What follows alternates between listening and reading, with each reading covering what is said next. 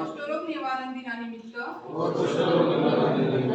शपथ घेतो की कुष्ठरोगाचे संशयित लक्षण असलेल्या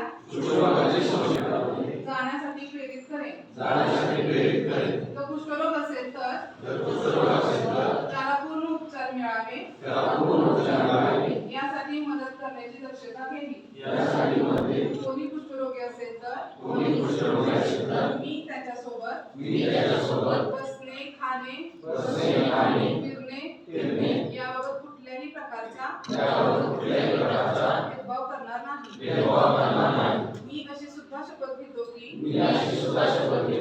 कुष्ठरोग पीडित व्यक्तीबरोबर सामाजिक भेदभाव होणार नाही. यासाठी मी नेहमी प्रयत्नशील राहील.